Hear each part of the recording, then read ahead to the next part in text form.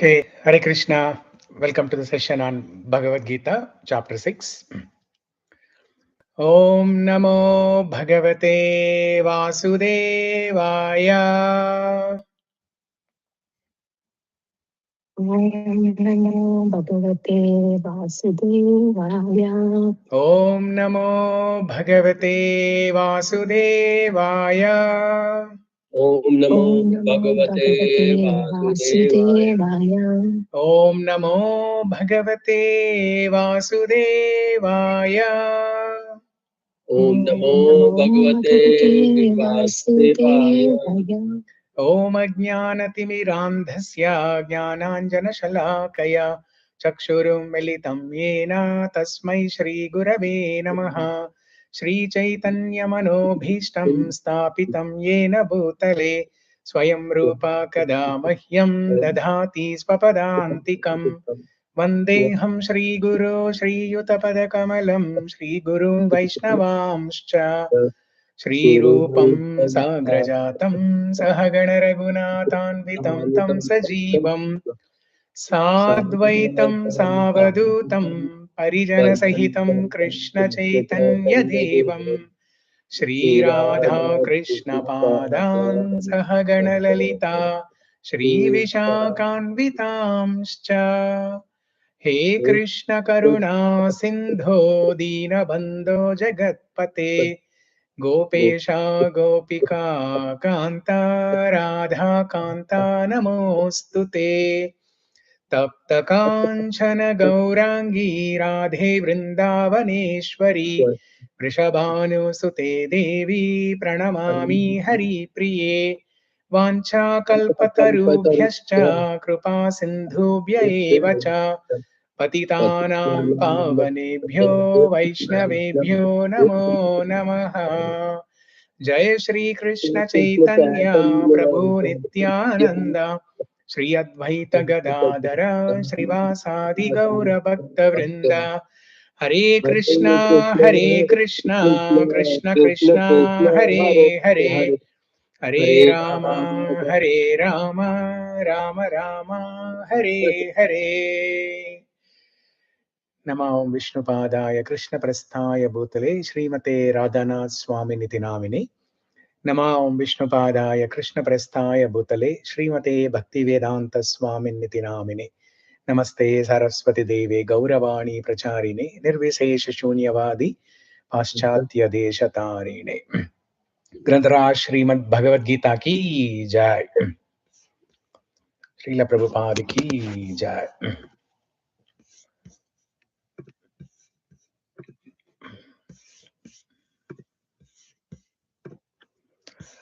So we will recite shlokas from 6th chapter and then we'll have some discussion.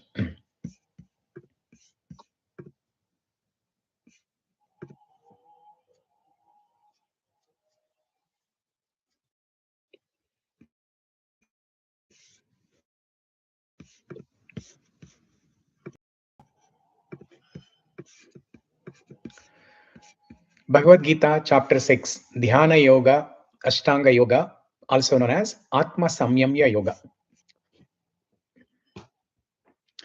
Shri Bhagavanuvacha Shri Bhagavanuvad Anashrita Karma Phalam Karyam Karma Karoti Yaha Anashita Karma Phalam Karyam Karma Karoti Yaha Sasanyasi Cha Yogi Cha Naniragnirna Chakriyaha Sannyasi Cha Yogi Cha Naniragmirna Chakriyah Yam Sanyasamiti Prahur Tam Vidhi Pandava Yam Sanyasamiti Prahu Yogam Tam Vidhi Pandava Nahya Sanyasta Sankalpo Yogi Bhavati Kaschana न संकल्प संदर्भ योगी भवति कश्चन Arurukshormunir Yogam Karma Karanam Uchyate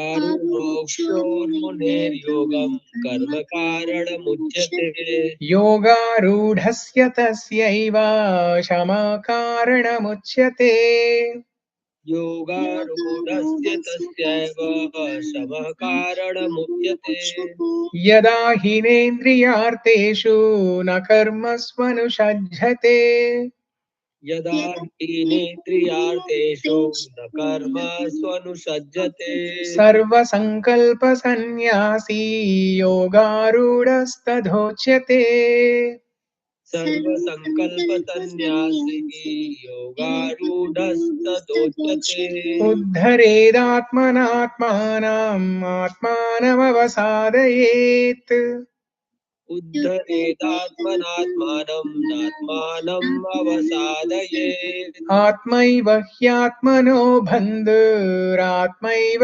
रिपुरात्मनः आत्मैव यात्मनो बन्धुः आत्मैव रिपुरात्मनः बन्धुरात्मात्मनस्तस्य येनात्मैवात्मना जितः बन्धुरात्मात्मनस्तस्य येनात्मैवात्मना जितः अनात्मनस्तु शत्रुत्वे वर्तेतात्मैव शत्रुवत् अनात्मनस्तु शत्रुत्वे वर्तेतात्मैव शत्रुवत् जितात्मना प्रशान्तस्य परमात्मा समाहितः जितात्मना प्रशान्तस्य परमात्मा समाहितः शीतोष्णसुखदुःखेषु तथा मानापमानयोः शीतोष्णसुखदुःखेषु तथा मानापमानयोः ज्ञानविज्ञानतृप्तात्मा कूटस्थो विजितेन्द्रियः ज्ञानविज्ञानतृप्तात्मा कूटस्थो विजितेन्द्रियः युक्त इत्युच्यते योगी समलोष्ट्रास्मकाञ्चन युक्त इत्युच्यते योगी समलोष्टास्मकाञ्चनः सुहृन्मित्रार्युदासीना मध्यस्थद्वेष्य बन्धुषु सुहृन्मित्रार्युदासीन मध्यस्थद्वेष्य बन्धुषु साधुष्वपि च पापेषु समबुद्धिर्विशेष्यते साधुष्वपि च पापेषु समबुद्धिर्विशिष्यते योगी युञ्जीत सततम् आत्मानं रहसि स्थितः योगी युञ्जीत सततम् आत्मानं रहसि स्थितः एकाकीयत चित्तात्मा निराशीरपरिग्रहः एकाकीयत चित्तात्मा निराशीरपरिग्रहः शुचौ देशे प्रतिष्ठाप्य स्थिरमासनमात्मनः शुचौ देशे प्रतिष्ठाप्य स्थितरमासनमात्मनः नात्युच्छ्रितं नातिनीचं चैलाजिनकुशोत्तरम् नात्युत्थितं नातिनीचं शैलाजिनकुशोत्तरम् तत्रैकाग्रं मनः कृत्वा यतचित्तेन्द्रियक्रियः तत्रैकाग्रं मनः कृत्वा यथा चित्तेन्द्रियक्रियः उपविश्यासने युञ्ज्याद्योगमात्मा विशुद्धये उपविश्यासने युञ्ज्यात् योगमात्मविशुद्धये समं कायाशिरो ग्रीवं धारयन्नचलं स्थिरः समं काय शिरोग्रीवं धारयन्नचलं स्थिरः सम्प्रेक्ष्य नासिकाग्रं स्वं दिशश्चानवलोकयन् सम्प्रेक्ष्य नासिकाग्रं स्वं दिशश्चानवलोकयन् प्रशान्तात्मा विगतभिर्ब्रह्मचारी व्रते स्थितः प्रशान्तात्मा विगतभिः ब्रह्मचारी व्रते स्थितः मनः संयम्य मच्चित्तो युक्त आसीत मत्परः मनः संयम्य मच्चित्तो युक्त आसीत मत्परः युञ्जन्नेवं सदात्मानं योगी नियतमानसः युञ्जन्नेवं तदात्मानं योगी कियतमानसः शान्तिं निर्वाणपरमां मत्संस्थामधिगच्छति शान्तिं निर्वाणपरमा मत्संस्थामधिगच्छति नात्यश्नतस्तु योगोऽस्ति न चैकान्तम् अनश्नतः नात्यश्नतस्तु योगोऽस्ति न चैकान्तमनश्नतः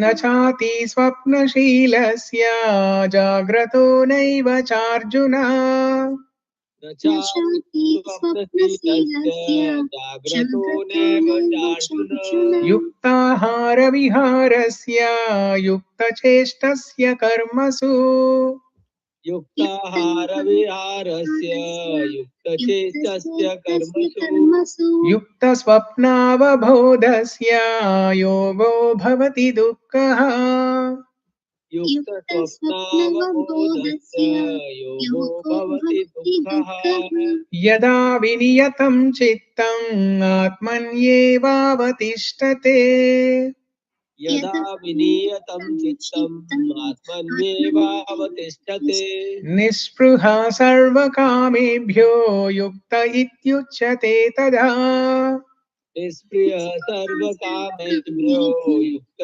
इत्युच्यते तदा यथा दीपो निवातस्थो नेङ्गते सोपमा स्मृता यथा दीपो निवातस्थः नेङ्गते सोपमा स्मृता योगिनो यतचित्तस्य युञ्जतो योगमात्मनः योगिनो यतचित्तस्य युञ्जतो योगमात्मनः यत्रो परमते चित्तं निरुद्धं योगसेवया यत्रो परमते चित्तं निरुद्धं योगसेवया यत्र चैवात्मनात्मानं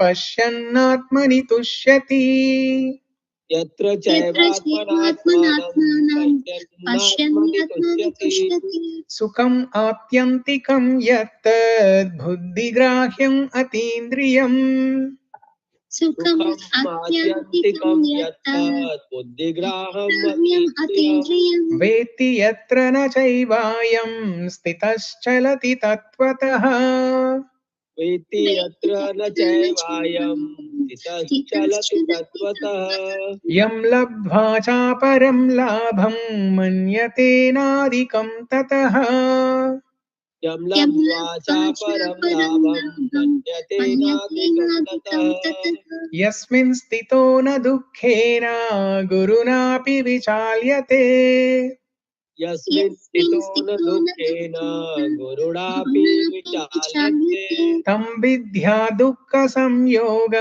वियोगं योगसंज्ञितम् तं विद्या दुःखसंयोगवियोगं योगसंहितं स निश्चयेन योक्तव्यो योगो निर्विण्णचेतसा तनिश्चयेन योक्तव्यः योगो निर्विण्णचेतसा सङ्कल्पप्रभवान् कामान् त्यक्त्वा सर्वान् शेषतः सङ्कल्पप्रभवान् कामान् त्यक्त्वा सर्वान् शेषतः मनसैवेन्द्रियग्रामं विनियम्य समन्ततः मनसैवेन्द्रियग्रामं विनियम्य समन्ततः शनैः शनैरुपरमेद् बुद्ध्या धृतिगृहीतया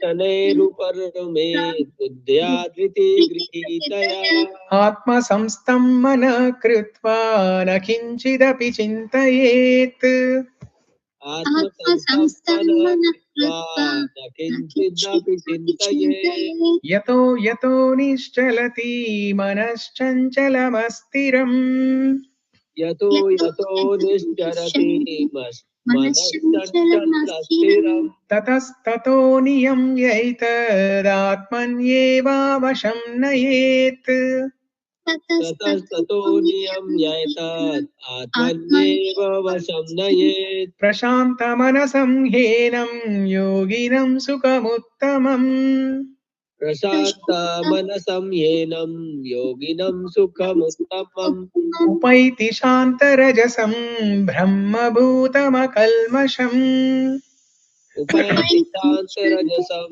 ब्रह्मभूतमकल्मषम् युञ्जन्नेवं सदात्मानं योगी विगतकल्मषः युञ्जन्नेवं ददात्मानं योगी विगतकल्मषः सुखेन ब्रह्म संस्पर्शम् अत्यन्तं सुखमश्नुते सुखेन ब्रह्म संस्पर्शम् अत्यन्तं सुखमश्नुते सर्वभूतस्थमात्मानं सर्वभूतानि चात्मनि सर्वभूतस्तथात्मानं सर्वभूतानि चात्मनि ईक्षते योगयुक्तात्मा सर्वत्र समदर्शनः ईक्षते योगयुक्तात्मा सर्वत्र समदर्शनः यो मां पश्यति सर्वत्र सर्वं च मयि पश्यति यो मां पश्यति सर्वत्र सर्वं च मयि पश्यति तस्याहं न प्रणश्यामि स च मे न प्रणश्यति तस्याहं न प्रणश्यामि स च मे न प्रणश्यति यो मां पश्यति सर्वत्र सर्वं च मयि पश्यति यो मां पश्यति सर्वत्र सर्वं च मयि पश्यति तस्याहं न प्रणश्यामि स च मे न प्रणश्यति तस्याहं न प्रणश्यामि स च मे न प्रणश्यति यो मां पश्यति सर्वत्र सर्वं च मयि पश्यति यो मां पश्यति सर्वत्र सर्वं च मयि पश्यति तस्याहं न प्रणश्यामि स च मे न प्रणश्यति तस्याहं न प्रणश्यामि स च मे न प्रणश्यति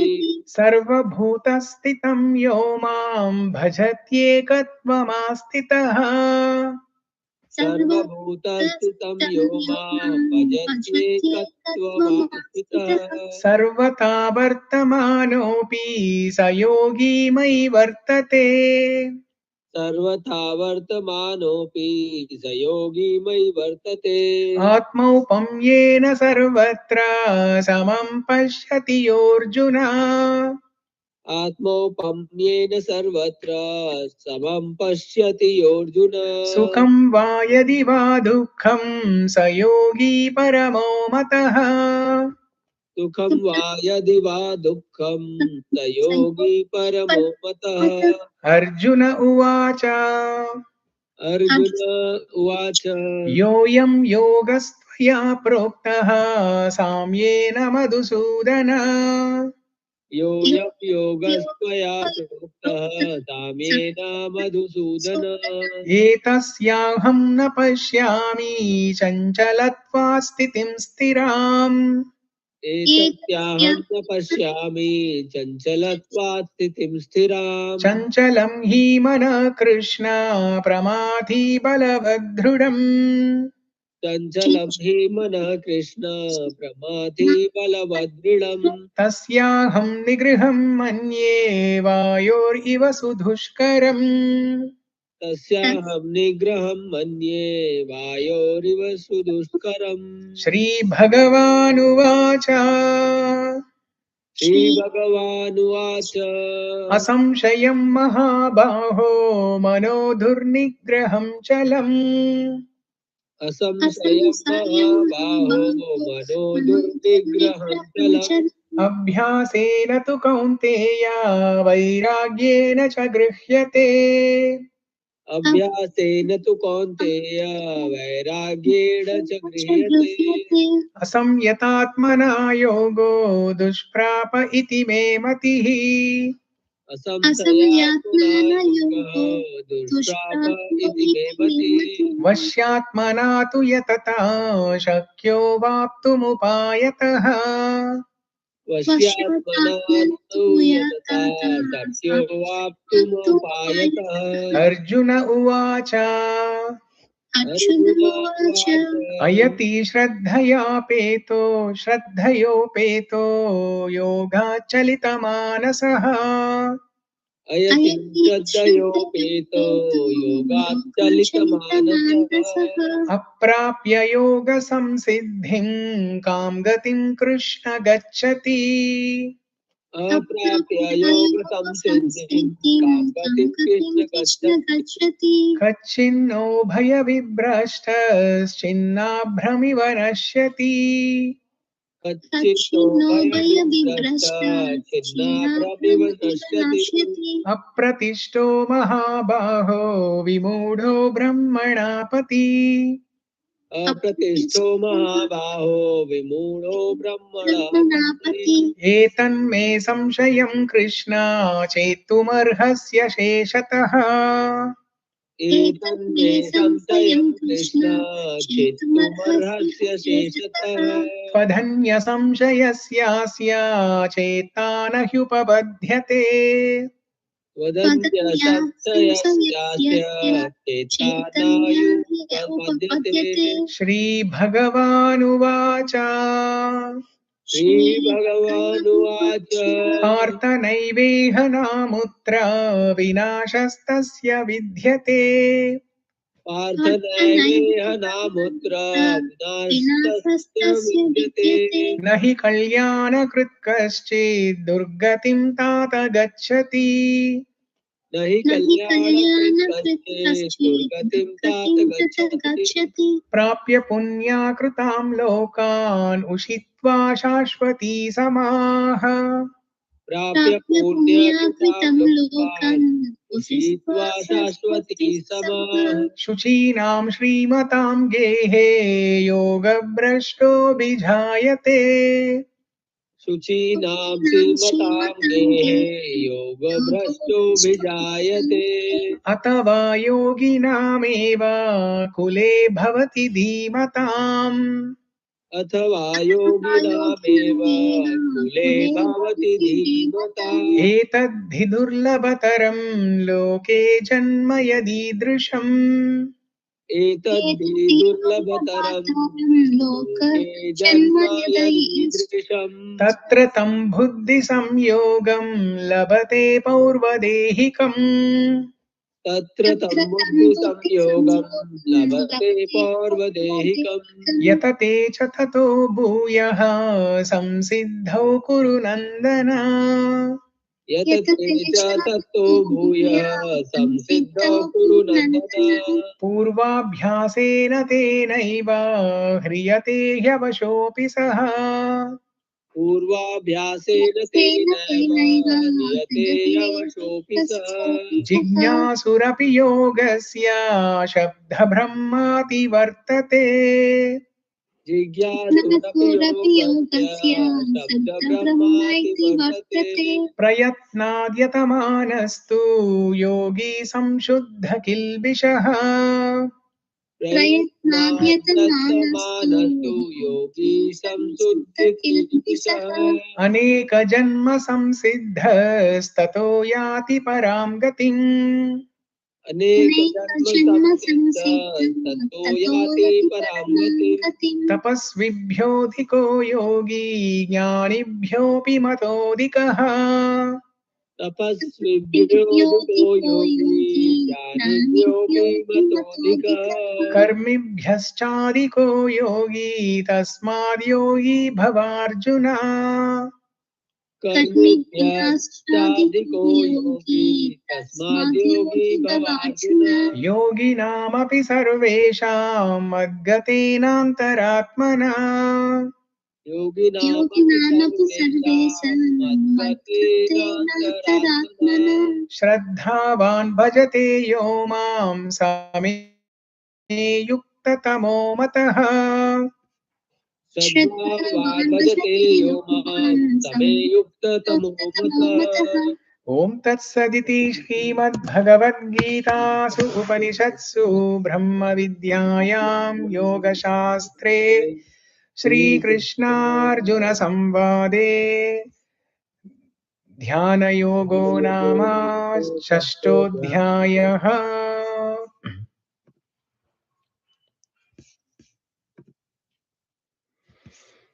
Okay.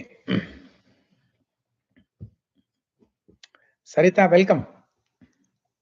Thank you, Prabhuji. I will not say welcome. ఎక్కడికి వెళ్ళారు? వెకేషనా? లేదు ప్రభుజీ, మనకి హాలిడే ట్రిప్స్ ఉండవు, హోలీ ట్రిప్స్. హోలీ ట్రిప్స్. మరి ఫ్రైడే కాదు, థర్స్డే కూడా మీరు క్లాస్ అటెండ్ అవ్వలేదు కదా ఈవినింగ్? యా థర్స్డే మిస్ అయ్యాను, నిన్న మిస్ అయ్యాను. ఎక్కడ ప్రభుజీ, సంసారం సాగరం. సంసార సాగరం. ఈతున్నారా? బాగా ఈతున్నారా? ఈదుతున్నది, ఈదలేక ఈదుతున్నాం. అలానే ఈదకుండా ఉండలేము. మీకేం హాయిగా బోట్ ఎక్కేసారు. హాలిడేస్ కదా ప్రభుజీ, సో కొంచెం వెళ్ళాల్సి వస్తుంది ఎక్కడికన్నా పిల్లలతో.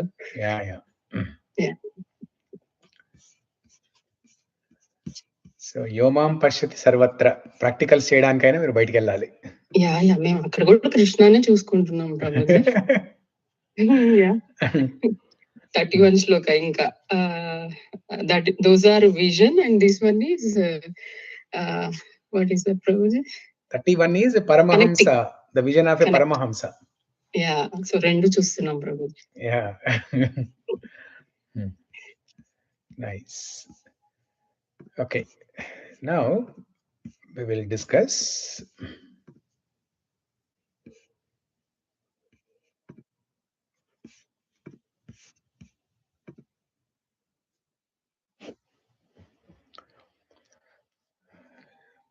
Bhagavad Gita, chapter 6, Sloka number 32.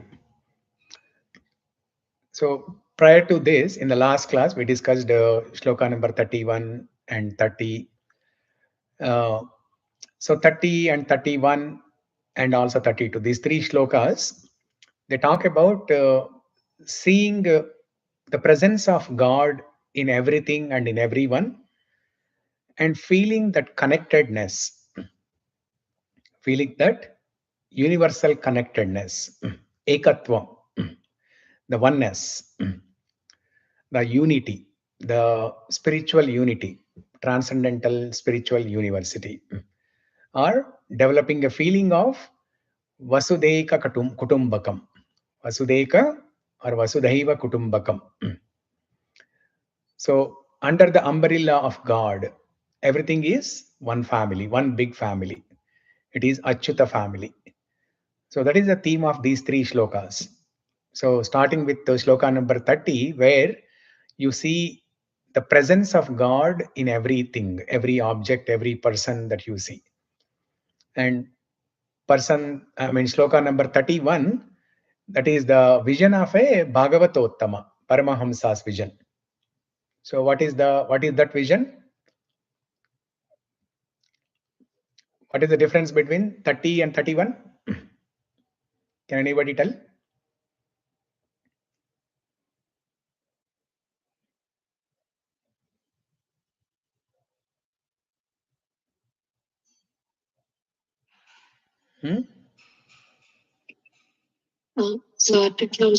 Question miss అయ్యాను, ఒకసారి చెప్పారా? What is the difference between shloka number 30 and 31?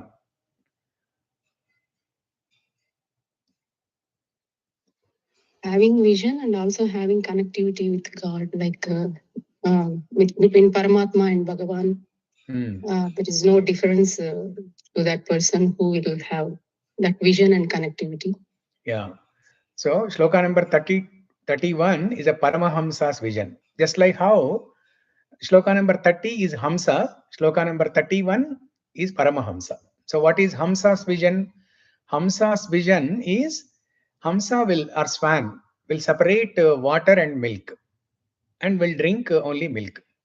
Whereas Paramahamsa, he will not even differentiate between water and milk. He'll drink everything. He'll consider everything as milk. Even the water in the milk, he considers it as milk. So when a Paramahamsa looks at a mountain, he does not see that as a mountain, but he sees that as a part of Bhagavan. When a Paramahamsa looks at the sky, he does not see that as an object or as a he does not see that as a mere object, but he sees that as a part of Bhagavan. Bhupadhau yasya nabhirvyadasuraनिलश्चन्द्र सूर्यौ च नेत्रे कर्णावाशा शिरोद्भैर्मुखमपि दहनो यस्य वास्तेयमब्धिः अन्तस्तं विश्वसुरनरकर घो भोगि गन्धर्वदैत्यै चित्रं रम्यते त्रं त्रिभुवनवपुषं विष्णुमीशं Namami. Om Namo Bhagavate Vasudevaya. So this is the vision of Paramahamsa. Just like in that shloka, Dhyana shloka, Vishnu Sahasranama Stotra, it is explained how the different parts of this material world are the different limbs of Bhagavan. So that is the vision of Paramahamsa. Whereas a Hamsa, a person, Yomam Pashyati Sarvatra, he will see the hand of God behind everything. When he looks at a beautiful rose flower, he thinks that this is the creation of God. But a Paramahamsa sees that flower as part and parcel of God. Okay, so that's the difference. Now, shloka number 32. Atmaupamyena sarvatra samam pashyati yorjuna. Atmaupamyena sarvatra samam pashyati Arjuna. Sukham va yadi va dukkham sayogi paramo mataha. Sukham va yadi dukkham sayogi paramo mataha. Okay, so I'm doing this YouTube live for the first time. I'm trying this, but I don't see the slides on YouTube live. Maybe I need to share something. Let me check.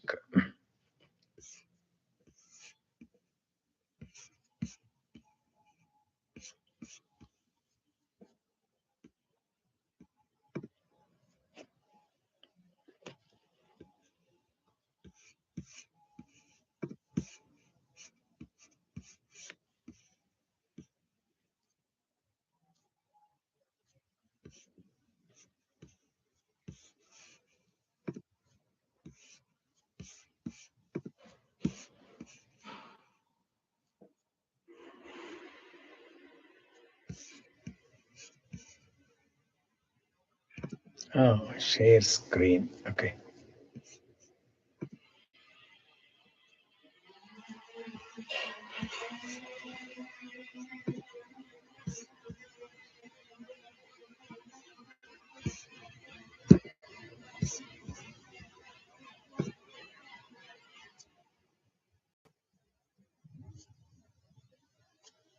Okay.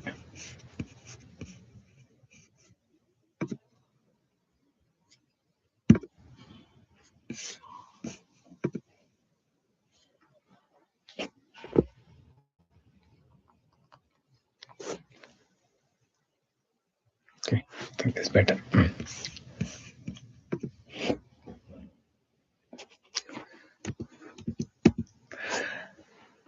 The word to word meaning, Atma with his self, Aupamyena by comparison, Sarvatra everywhere, Samam equally, Pashyati sees, Ya he who, Arjuna O Arjuna, Sukham happiness, Va or Yadiva if or, Dukkham distress, Saha such, Yogi a transcendentalist, Parama perfect, Mataha is considered. He is a perfect yogi who, by compassion to his own self, sees the true equality of all beings in both their happiness and their distress.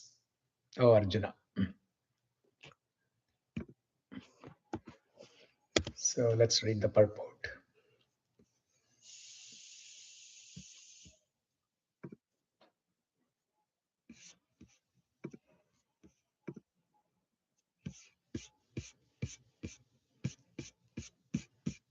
Okay, Aparna, you ready? Yes, Prabhuji. Yeah. Okay. Yeah, read the part. One who is Krishna conscious is a perfect yogi. He is aware of everyone's happiness and distress by dint of his own personal experience. The cause of the distress for living entity is forgetfulness of his relationship with God. And the cause of happiness is knowing Krishna to be the supreme enjoyer of all activities of the human being, the proprietor of all lands and planets, and the sincerest friend of all living entities. The perfect yogi knows that the living being who is conditioned by the modes of material nature is subjected to the threefold material miseries due to forgetfulness of his relationship with Krishna. And because one in Krishna consciousness is happy, he tries to distribute the knowledge of Krishna everywhere. Since the perfect yogi tries to broadcast the importance of becoming Krishna conscious, he is the best philanthropist in the world, and he is the dearest servitor of the God. In other words, a devotee of the Lord always looks into the welfare of all living entities, and in this way, he is factually the friend of everyone. He is the best yogi because he does not desire perfection in yoga for his personal benefit, but tries for others also. He does not envy his fellow entities.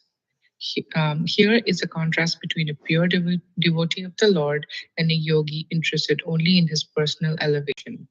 The yogi who has withdrawn to a secluded place in order to meditate perfectly may not be as perfect as a devotee who is trying his best to turn every man towards Krishna consciousness. Consciousness. Yeah. So this shloka is known as a compassion shloka.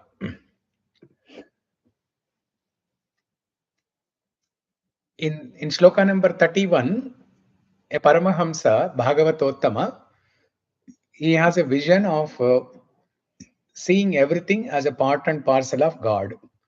Now, in the current shloka, shloka number 32, he wants to, out of compassion for other souls, he wants to help other souls also to develop same vision. So this is the mood of a preacher. This is the mood of an acharya, like Srila Prabhupada. This is the mood of a guru.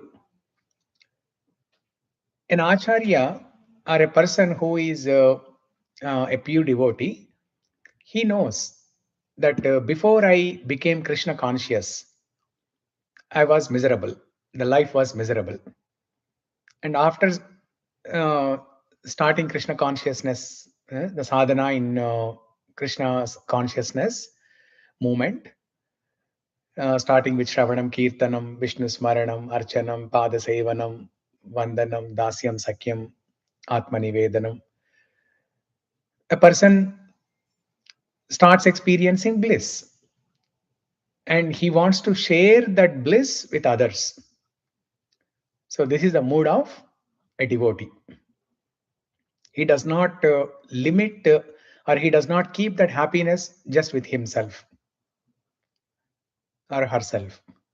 He wants to share, he or she wants to share with others so that they can also get benefit.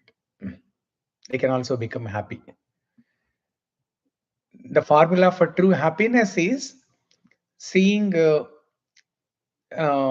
seeing the relationship with everybody in connectedness with God, treating everyone as equal. Atmaupamyena sarvatra samabuddhir vishishyate. Sarvatra samam pashyati yorjuna. Sukham va yadi va dukkham. Both in happiness and distress, a devotee looks at all jivas as equal.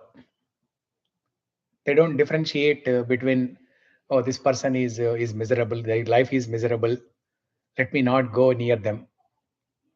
If I go near them, I will also get that negative vibe. No, because we see some people, they explicitly avoid people who are in distress, people who are disabled, people who who have different problems, right? Many people avoid them.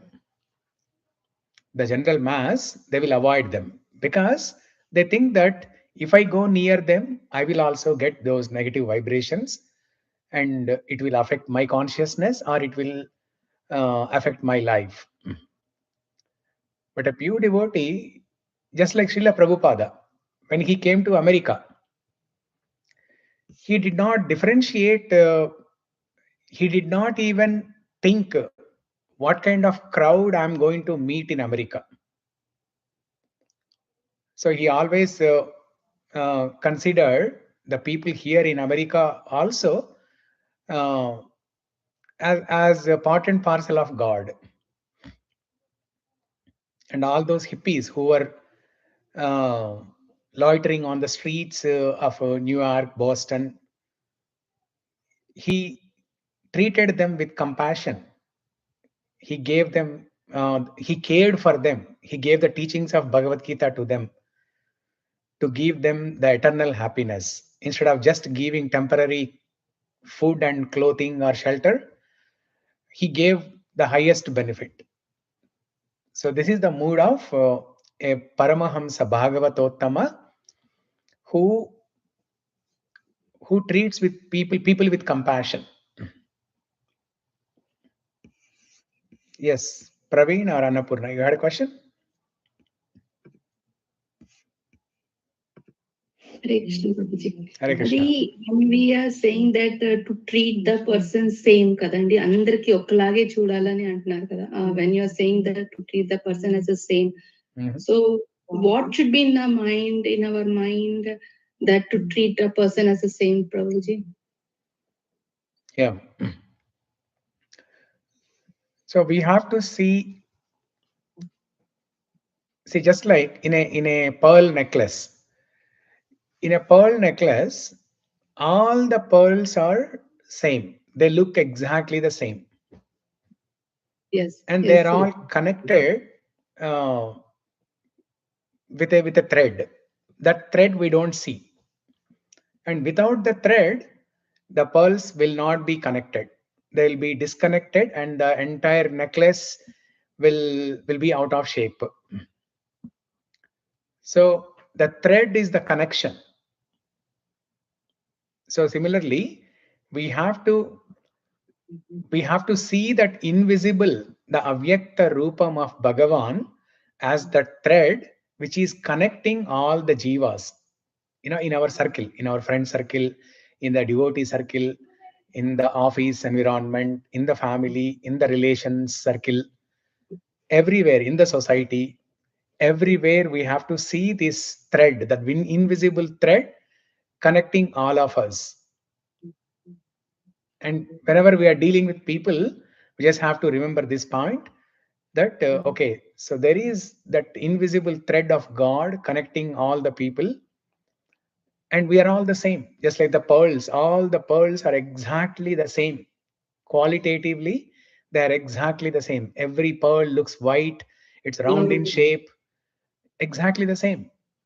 Similarly, all the jivas, we are qualitatively, we are same. There are external differences. Some person may be American, some person may be Indian, male, female, all these things. But these external differences are temporary. So we have to connect on the platform of soul, and also all the souls are connected to Bhagavan through the invisible thread. So we have to see this relation, Sambandha, Abhideya, Prayojana. Sambandha is to know the relationship between us and God, and also the relationship between us and other jivas. And Abhideya is the process that we have to follow to reach to establish this Sambandha. And Prayojana, the end result, end goal of actually attaining Krishna. One more question, Prabhuji. When we are saying the relationship with Krishna and the relationship with others, so how it is different, Prabhuji? So relationship with Krishna and relationship with others is not different, because qualitatively we are all same. We have the same qualities that Krishna has, Yeah. but in a minute quantity. Krishna has the same qualities in larger quantity, in unlimited quantity. He's Vibhu and we are Anu. So qualitatively we are all same. So that in that regard, the relationship between us and Krishna, relationship between us and other jivas is same. Same. Yeah. Okay. Thank you, Prabhuji. Thank you. Yeah. Got it. So we have to think that if I mistreat this person, if I mishandle this person, if I don't behave well with this person, then Krishna will be upset, because he or she is a child of Krishna. Yes, Prabhuji. So just like when let's say when your friend is going out of town, so temporarily for 1 or 2 days they will keep their children at your home, so you'll treat that child more carefully. Yes, Prabhuji. Yeah. So with that principle in our mind, we have to treat everybody equally. Prabhuji? Yeah. Yes. So it is for advanced stage, Prabhuji. Then that This is advanced stage.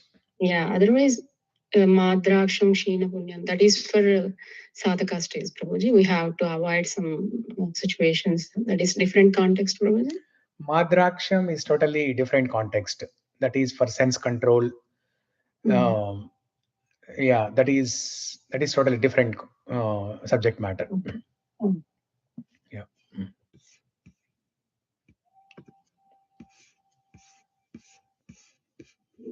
Prabhuji, one question in this context. Like when we have to treat everyone as equal to Krishna, maybe we may, with that sense of perception, we may not have, intelligence to find out the wrong intentions of people, right? Maybe I want to serve someone, I think, as if I'm serving Krishna, but that might go in a wrong receiving, right? He might, if he is not pure, I don't have intelligence to identify the person is not pure. So I end up serving wrong person instead of serving Krishna, or instead of serving real devotee. So we need to be intelligent enough to identify the real Vaishnava, maybe. Yeah, we need to develop that intelligence to identify the right Vaishnava, but that is not so easy. Yeah. No matter how many scriptures you read and find out the criteria for a Vaishnava, but the practical reality is totally different. So yes, by the time you know something negative about a person, it may be too late. Correct. So the best thing that we can do, the best bargain that we have in front of us is Bhagavatam has a section that defines the criteria of a guru, a Vaishnava and guru. And Bhagavad Gita also has a section where it defines the qualities of a Brahmana. Brahmana is nothing but a Vaishnava, right? So we should compare the qualities of a person with this list given in Bhagavad Gita and see if that person has these qualities. Then we can accept him as a Vaishnava. Okay, that is the best we can do. Even after doing that, okay, still after some time, after many years, we might discover something totally different. We might find some negative or faults with that person, and that is how life is. we start with what is best possible in front of us, and then the life will teach us so many things for our purification actually. uh, and as and when we discover, we learn from that and we grow out of it. We learn lessons, and will be more careful in future. For example, Yes, before Prabhu. coming to ISKCON, all of us, we have experimented different paths of spiritual life. Yes. And not only us, most of the gurus who are in ISKCON, they all have experimented different paths before coming to ISKCON. Uh, and then finally, there is something that they are connected to in ISKCON. There is something more convincing than uh, other places. So, Yes, Prabhu. yeah. That is the whole problem outside. I mean, in the material world, Yeah. identifying right person. So many people are getting cheated Yeah. because of that lack of intelligence. Yeah. People blindly accept Yeah. any random person as as an acharya. Yeah. So, Correct. yeah. So today only I was in the morning. In the morning, I gave a class in the temple. And then after the class, I was talking to one nice devotee from Vrindavan, Bhajagovinda Prabhu. He's a pujari and also very nice devotee. So he was telling me that in India, people are very simple. People are very simple. They accept, Prabhuji was telling me that, so Prabhuji, I really like your, classes. Next time when you go to Vrindavan or when you go to India, you can ask those temple presidents to give a class there. I used to give classes in Vrindavan temple. So if you want, I can connect you there. I can make an arrangement. And when you speak there, there'll be more people who will be ready to listen. And during that time, he was telling that people in India are very simple. They accept anything, they hear anything, and they accept anybody as a guru. That is one positive thing. They are simple. They receive everything very nicely. But at the same time, when there is a cheater, when there is a cheating guru, then they get cheated also very easily. So we have to be very careful. Yeah. Yeah. Thank you, Prabhu. Yeah. Okay. So continuing here.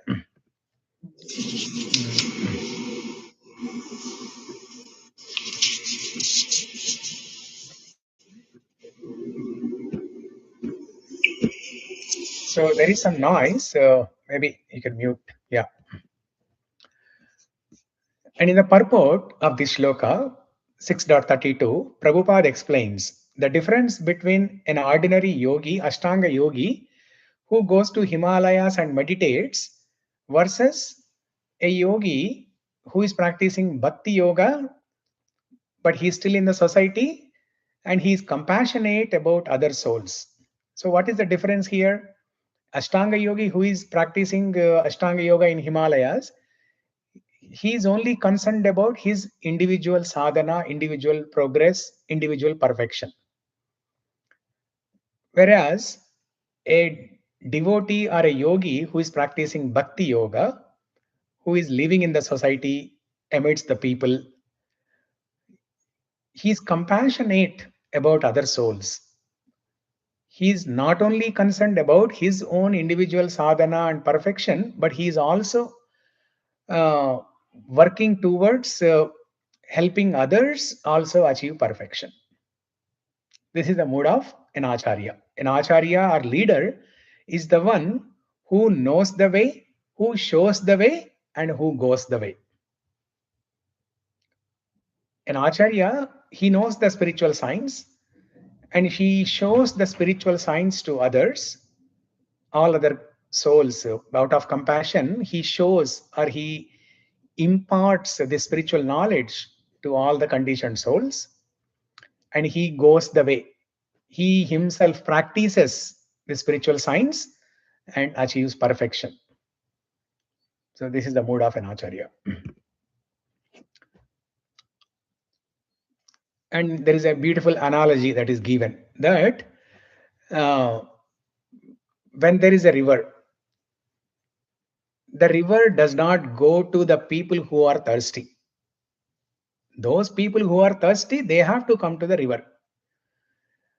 But a devotee, they are greater than the river in nature. They go to those people who are thirsty,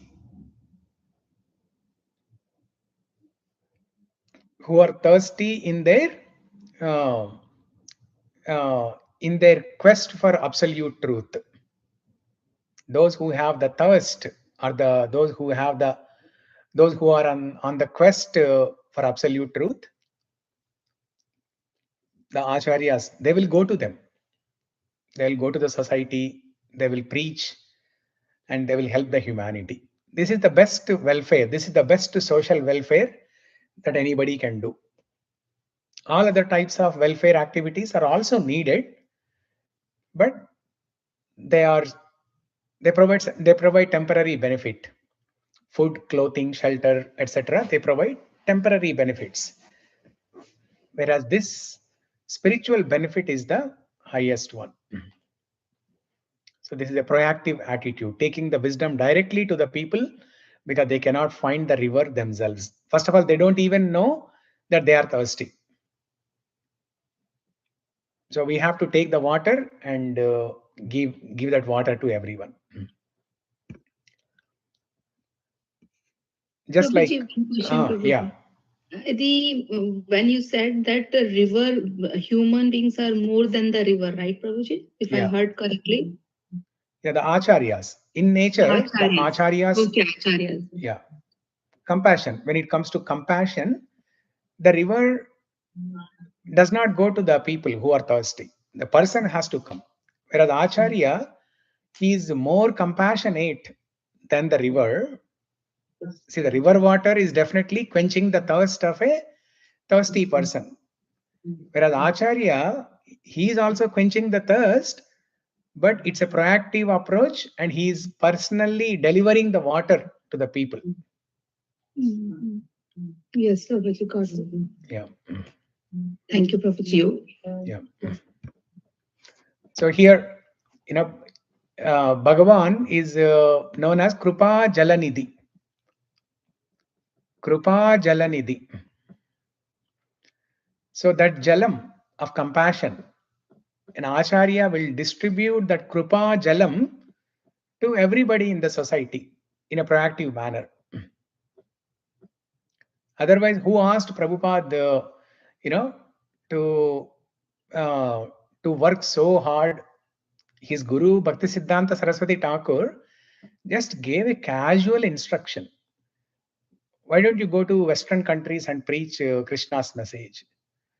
But did that guru, Bhaktisiddhanta Saraswati Thakur, ask Prabhupada to work so hard at this age and after surviving 2 heart attacks, still continue going to America, and after coming to America, so many problems, life and death situations, life and death encounters. This is the compassion. This is the mood of compassion of an acharya. So just like when a person is sick, when there is a health problem, they go to the hospital. But in a pandemic, or when there is an emergency, or when a person is really, really very, very sick, then what happens? The doctor will come home. If a person is just sick, the person can go to the doctor. But if the person is really, really very, very sick, the doctor will come to the patient. So that is the mood of Jagannath. Jagannath, because he knows that there are many people who don't come to the temple to take his darshan. That's why he comes out on the streets giving darshan to everyone, because he's Vaidyanath. He's not only Jagannath, but he's also Vaidyanath. He's the doctor. He's the spiritual doctor. Because people are very, very sick in the material world, that they are not coming to the hospital called temple. That's why the doctor, the Vaidyanath, is coming near the people. And this is the mood of the acharyas also.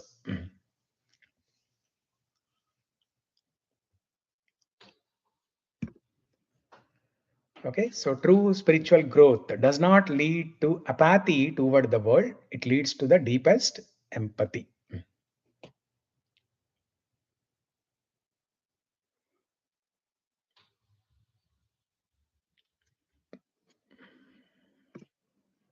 Okay, next shloka.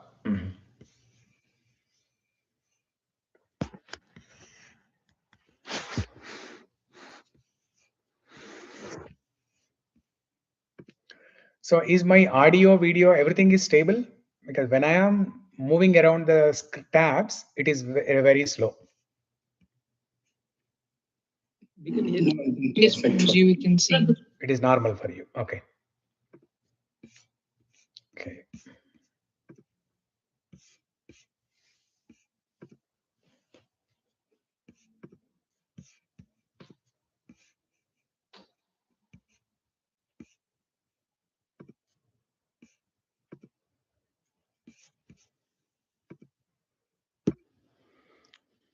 Bhagavad Gita chapter 6, shloka number 33. Now this is about the mind.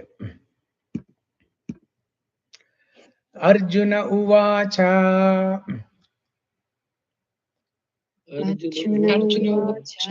yoyam yogastvaya proktaha samyena madhusudana.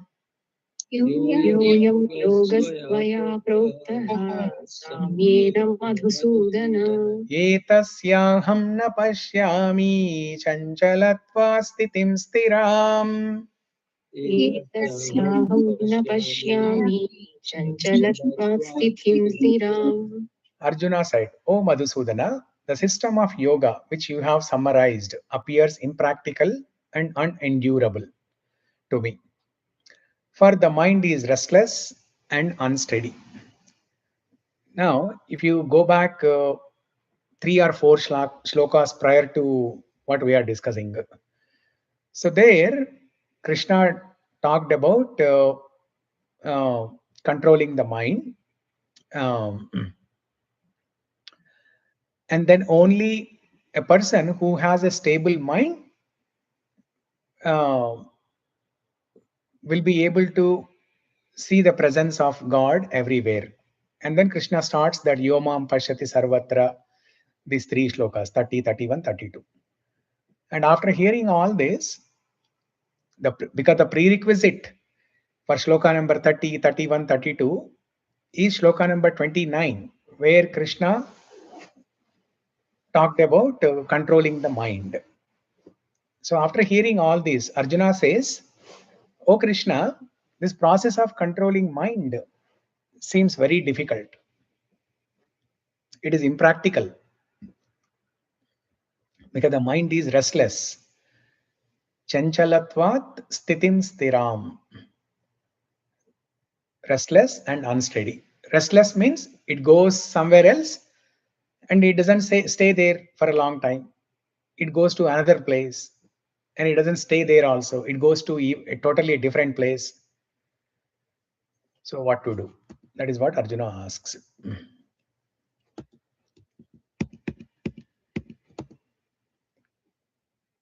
Yoyam yoga tvaya proktaha. The system of yoga described by you.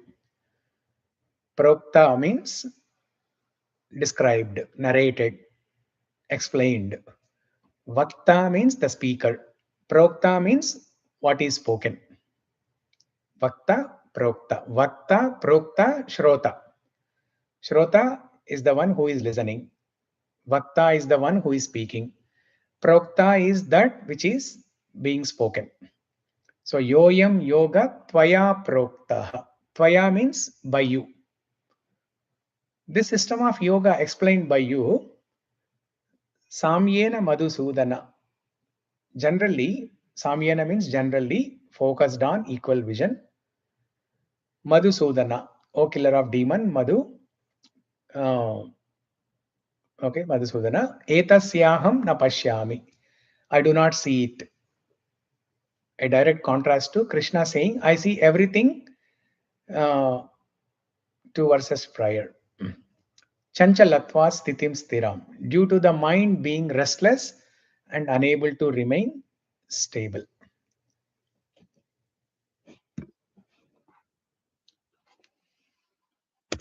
We'll read the purport.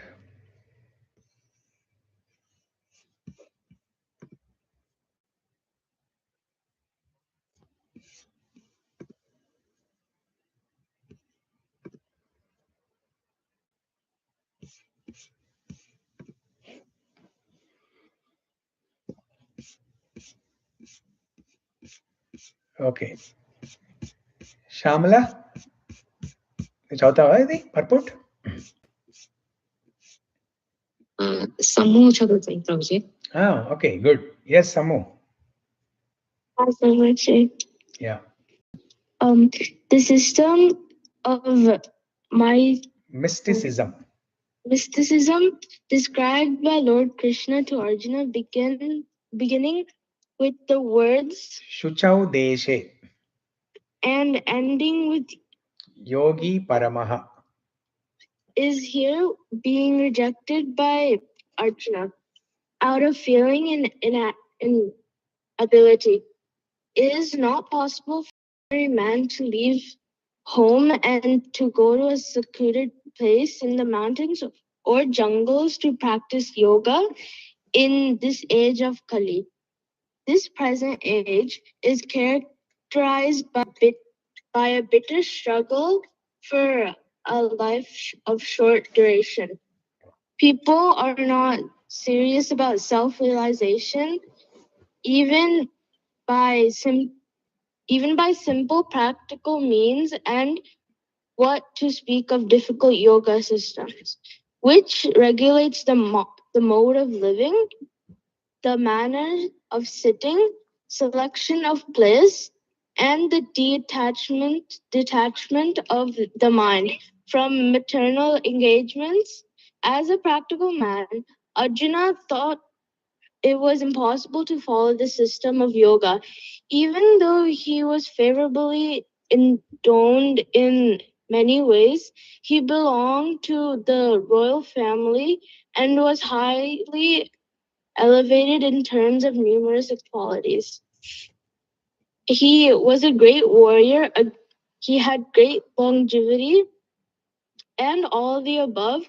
He had the most intimate friend of Lord Krishna, the Supreme Personality of Godhead. 5,000 years ago, Arjuna had much better facilities than we do now, yet he still refused to accept this system of yoga. In fact, we do not find any record in history of him practicing it at any time. Therefore, the system must be considered generally impossible in this age of Kali. Of course, it may be possible for some few rare men, but for the people in general, it is an impossible proposal if we're so 5,000 years ago. Then what of the present day? Those who are imitating this yoga system in different so-called schools and societies, although complacent, are certainly wasting their time. They are completely in ignorance of the desired goal. Very good. Okay, good job.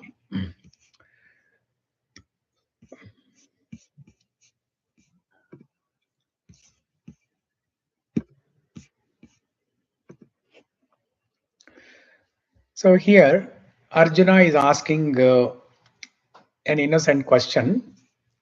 or he's expressing an innocent concern that, oh Krishna, the system of Ashtanga Yoga that you have explained seems very impractical. And this is the point Krishna wants to establish. The impracticality or the inability of people to practice Ashtanga Yoga in modern age, Kali Yuga.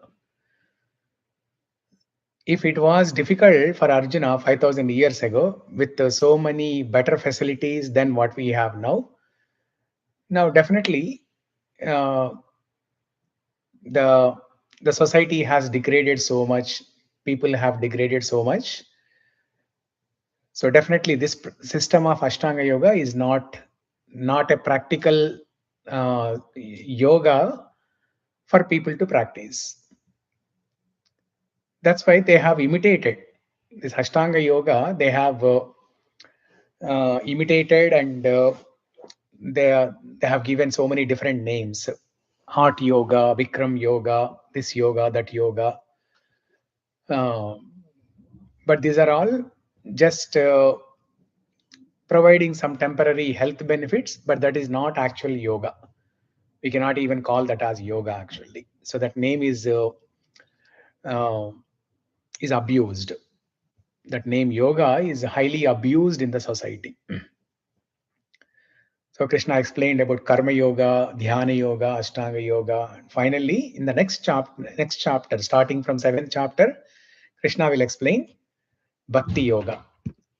But before that, he is yeah. Question other slide look, previous slide look. I have a question like, what does it mean deep doubts are beginning to surface regarding its own capability to surface regarding ante? What does it mean, Prabhuji? Deep doubts are beginning to surface regarding his own capability. So, as we saw in the beginning of 6th chapter, Krishna gave the step-by-step instruction of how to practice Ashtanga Yoga. A person has to go to a secluded place like a forest, sit on deer skin, stare at the tip of the nose, or stare between the two eyebrows. With closed eyes, not closed eyes, with the eyes half shut, he has to meditate on the Paramatma within. So, after hearing all this, Arjuna is verifying his ability, that am I capable of practicing all this? Arjuna concluded saying that it is impractical, I cannot practice this. Okay, so deep doubts are beginning to surface regarding his own capability. Okay, Prabhuji, got it. Thank you, Prabhuji. So not only there are two aspects of Ashtanga Yoga, two challenges with Ashtanga Yoga. One is it is very hard to practice. Another one is even after practicing such a hard system of yoga, what is the end result that one will get? They will get Paramatma realization of God, which is not the highest. The highest result is Bhagavan realization of God, where we need to play with Krishna like a Gopaba in Vrindavan. That is not possible with Ashtanga Yoga. So the Bhakti Yoga is far easier compared to Ashtanga Yoga, and it gives you the highest benefit.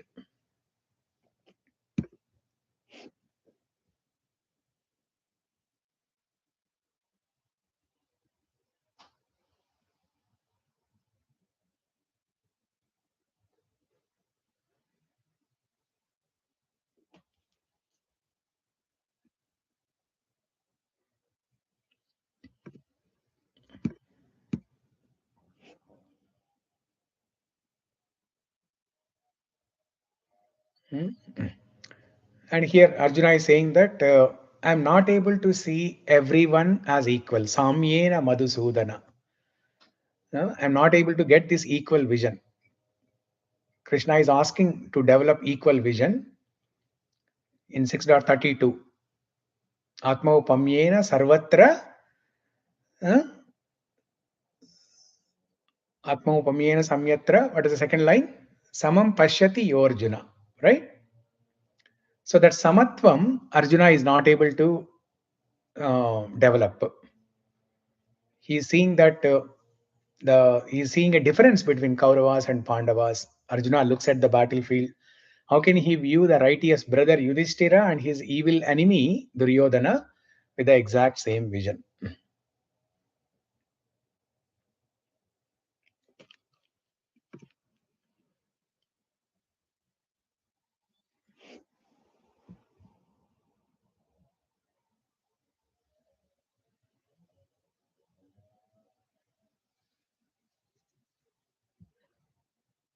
Prabhu, one question. So here, if the expectation that Krishna is setting is to have the equal vision, then it will be more tough for Arjuna, right? To fight versus like if he sees like hey they are doing wrong, right? That's the motivation. Yeah, so having equal vision there, that means Krishna is asking Arjuna to see everyone as a soul. Now he's differentiating based on the external bodily identity. Yeah, but that's the question, Prabhu. Like if equal vision, because Krishna was initially also pointing out, hey, they are the wrongdoers, right? Like they it's portrayed like that way. But if you go to that level where you start looking at everyone as a soul, Kshatriya should be looking at that with that vision or not? Like because for Kshatriya, he has the duty to fight against the unjust also. But with the moment we start looking at everybody's soul, our compassion kicks in, right? Now here, no, when you see the presence of soul in others, yes, compassion kicks in. But what are you going to achieve by saving the body? That is a point Krishna mentioned in second chapter also. That this body is temporary. Don't think that you are going to be the cause of the permanent death of these people, because you can never kill them.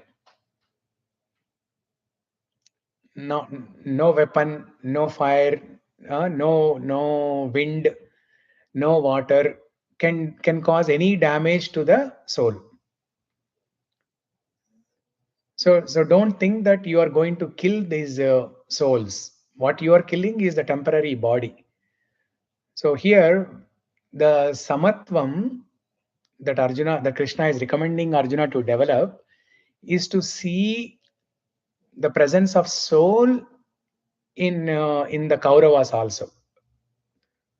So the present situation at the time of chapter 6, the present situation of Arjuna is he's still considering Kauravas as bodies. He's identifying with them on a bodily platform.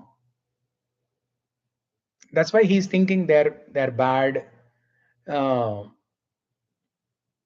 and he's thinking that how can I kill them? But when he has this samatvam, now having samatvam in the sense it doesn't mean he considers good people and bad people equally. No, that is not samatvam. Samatvam means seeing everyone as soul. Samatvam is not to say that oh tiger, you and I are same on the basis of soul. I have soul, you also have soul. Come on, give me a hug. No, that is not samatvam.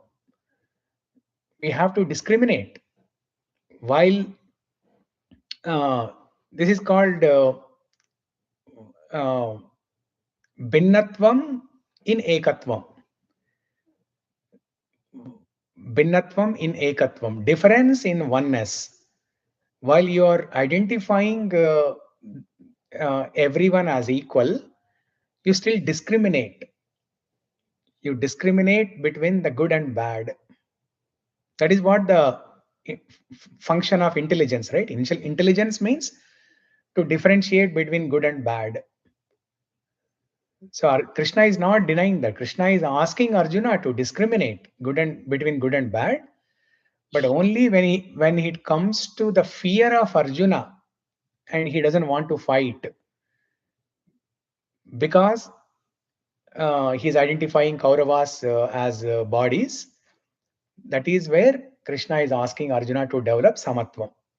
That consider everyone as soul, and don't think that you're killing anybody. You cannot actually kill the soul. Okay, is that clear, Abhishek? Yes, Prabhu. Yeah, I think in second chapter it was clear. It was all we I think understood this when Krishna was telling. In this context, I was thinking here it's more of like for Kshatriya in a battlefield. Yeah. Does it make sense for them to treat everyone as a soul, or just do their duty based on like whatever I think the material platform people are, because the duties will be driven more by not the soul aspect but the material nature of the offenders, right? Yeah. Yeah, we still have to discriminate that. We still have to discriminate between good and bad, right and wrong, and deal with that accordingly. Thank you. Yeah. So here killing Kauravas also showing compassion, Prabhuji? Killing Kauravas is also compassion in one sense, because if, let's say, Arjuna does not kill Duryodhana, what is going to happen? He is going to continue doing adharma paripalana, and in that process he will commit so many sinful activities. He himself will incur so many sinful reactions for which he has to suffer for many lifetimes. Whereas here, when Arjuna is killing him to end his adharmika paripalana, so his future consequences will be reduced. So in that sense, it is a compassion. And that is the right thing to do. For a Kshatriya like Arjuna, that is the right thing to do there. So indirectly, Acharyas also doing that one, Prabhuji. Yeah, they are, I mean, by giving true knowledge, they are minimizing our bad things like that. Yes, exactly. They are destroying our karma, and they are reducing the number of lifetimes that we have to go through, and they are reducing the severity and amount of punishment that we have to go through. Thank you. Yeah, because in Kurukshetra war, or before Kurukshetra war, all the other attempts, like Pandavas trying to reconcile with Duryodhana, did not help. Krishna personally trying to reconcile, in a sandhi with Duryodhana, that did not help. When all the Samadhana, Veda, all the other attempts fail, then the last one remaining is Danda. You take the sword out and kill. So in general, compassion means we will think like dealing softly or accepting bad also like that, but not that that is not the exact mean. Compassion means you have to correct the people. Yes. Yes, got it. Yeah.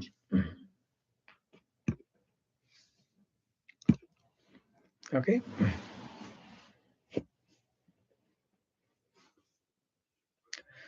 So here is an example here. Okay, when this is in Dhruva Charitam. When Dhruva was insulted by his stepmother, saying that he cannot sit in the lap of his father, then that 5-year-old boy Dhruva felt very humiliated.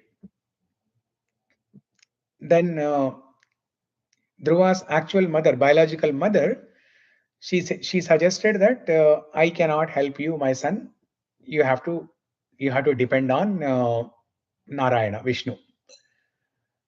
And then he goes into the forest, and Narada Muni comes there.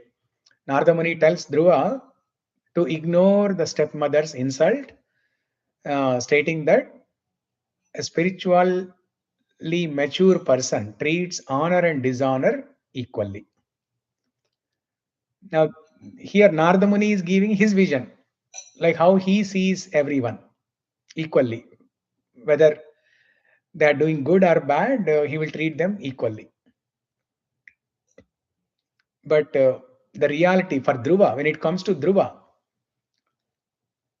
is saying, I am not a pure devotee like you. I am a sadhaka. And when I heard the insult from my stepmother, I feel very humiliated and my blood is boiling. I cannot just simply keep quiet.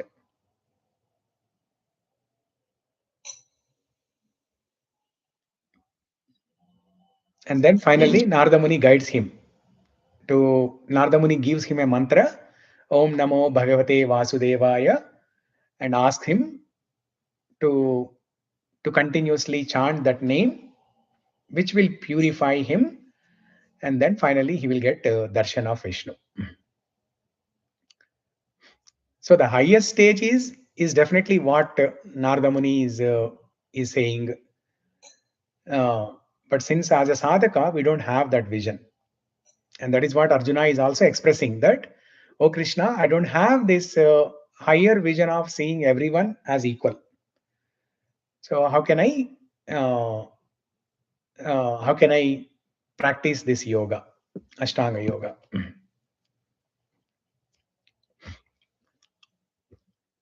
Okay.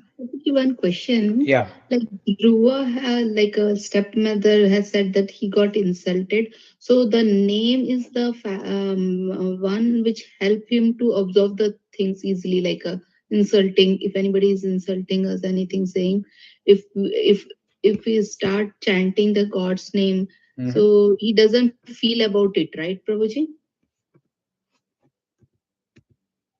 Yeah, in an advanced stage he doesn't feel, but slowly, that process of chanting the holy name purifies. It gives the strength to tolerate the humiliation, the insult, and it makes him develop that vision of equality, and he will not consider the insult as an insult. He will think that, oh, this is my own mistake. Like what Gajendra thought. Gajendra thought, whatever I am suffering, it's all because of my mistake. Yes. Yeah. So he did not see it as the problem of that crocodile. Or in the previous lifetime, Indradumna Maharaj, when Ambarish Maharaj, when Durvasa Muni came and cursed him, he did not blame him. He thought it was my own mistake. That's why I got this punishment. Yeah. Thank you, Prabhu. Prabhu, one more follow-up I have. Yeah. In the previous context of the equanimity and doing discrimination also, right? So we just discussed like Arjuna was expected to see them in the soul, but also expected to kill them, and killing them was a compassionate act. That's what we concluded. Right? Yeah. So one's argument can be like now we understand, hey, everything is soul around us. The little insects or little creatures who are there, right? And we know that's not their perfect living. They are just struggling in that body, right? So the people just go on killing them and just saying, hey, I am anyways compassionate to them because I know we are all souls and they are not in the best body. So maybe giving this body early will help them to graduate, right? Or to animals? Sorry? You're saying killing animals? Yeah, killing animals or insects and all, right? Like we know that's not the perfect body for them to for nirvana and for like to be at the final destination. Yeah. And are we then, can that, how that argument can hold? Or I know it is wrong, but I'm not sure like how to counter that when in this context, right? Yeah. Hey, killing, I'm compassionate, Yeah. because anyways they are going to get rid of this menial body, which is like not their true thing, and they are anyway soul, and they will transcend to the other body and quickly get to that next. Yeah. Yeah. So, first of all, that is not our duty. Okay, it is not our prescribed duty.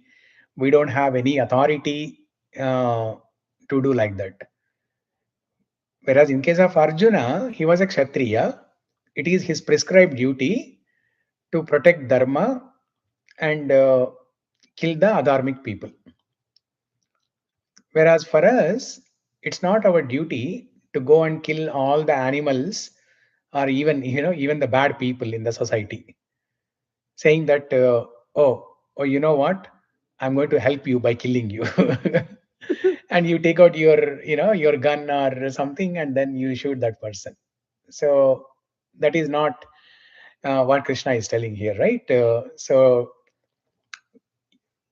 if we are not an authority, if we don't have that prescribed duty, uh, then we cannot do that. Let the nature act on its own and let the universal laws govern the life of every species. So unless we are an authority, we cannot, and unless we are a kshatriya, we have that prescribed duty, we cannot. And also forgetting killing animals. uh, by killing animals prematurely, we will incur sinful reactions. We will incur sinful reactions. The animal in the next life will go to another species of animal body, but rather we are going to get sinful reactions. So we are going to cause more damage. Instead of helping other jivas, we are going to cause damage to ourselves. Yeah, but the argument can be, hey, we are compassionate and we should be helping others. We should be like selfless, right? Like why we are like selfish? Yeah, no, but that is going against the laws of nature. Okay. Now the same argument, if an acharya says that let's say somebody has a name Vijay. Hey Vijay, you know what? You are leading a sinful. You are drinking alcohol. Uh, you are leading an animalistic life. When a person is drinking alcohol and doing all nonsense, there's no difference between animal and human being. So then Acharya comes and says that, you know what, Vijay, you are like an animal. So I want to help you. I'll kill you. No. So we cannot. Yeah, means in human body at least like there is hope, like you can guide them and you can make them think, but people can say like always, hey, animals you cannot anyways, knowing the knowledge, like they had to anyways transcend from this birth to another birth. Yeah. So why not expedite that? But how, what I understand, Prabhu, is like it's not just the knowledge of, hey, everybody is a soul and discriminating good and bad, but also knowing, are we authoritative to do that, right? Are we like, is it our dharma, like our, what do you say, like our prescribed duty? Yeah. So even if we see something bad in society, though we know it is, we discriminate, it is good and bad, which we should not take our own action in there. Yeah. We cannot take things in our control, in our hands. And also the essential point in case of Arjuna killing Kauravas there is, if Arjuna doesn't kill Duryodhana and Kauravas, they are going to get more sinful reactions. Whereas in case of animal, there is no sinful reaction. There is no karma for an animal. An animal will continue to evolve through the different species of life, And even if you kill an animal in this lifetime, in the next life, are you going to be there? Do you know which body the animal will get in the next life? Because our life is only short-lived, and we cannot stay all throughout the 84,000 species of life of that animal. So definitely, uh, that is not the right approach. That is not what Krishna is recommending here. So to save the Kauravas out of compassion and avoiding them and preventing them from incurring sinful reactions, Krishna is telling Arjuna to show compassion based on the soul platform. Don't think that you are killing them. They are their soul, and you cannot actually kill the soul. So if a police kill any culprit, so it is not a wrong thing because he is an authorized person, right? Yes. Yeah. For example, a Supreme Court magistrate, if he awards a death sentence to a person, to a hardcore criminal, it is bona fide, it is approved, it is as per the law. And why they are giving death sentence? Because if that person is continuing to live, is going to cause more damage to the society, and it is shastric also, right? Because he is going to, that person, that culprit, the criminal is going to incur sinful reactions for himself. So both according to the city laws and universal laws, Supreme Court magistrate giving death sentence in some situations is needed. That is the bona fide and valid thing to do. That's why Krishna is asking Arjuna to do the same thing here. Okay, so now moving forward. The God is the one to decide, Prabhuji. Huh? If like Abhishek Prabhuji said, to show the compassionate, so we can kill and to get a good body to the animal. Yeah. So instead of that, we can think in that way. Ki let that means like to what exactly I'm trying to say. Like the nature will decide about the all the jivas, right? Prabhuji, the Krishna. Yeah. Yeah. And we as a thing, we can also pray that to convince ourselves if something good to be happen, we have to think for that. Okay, something like next body, maybe that hand would have got good body. In that way, we can do it, right? Prabhu, to make a compassionate. Yeah.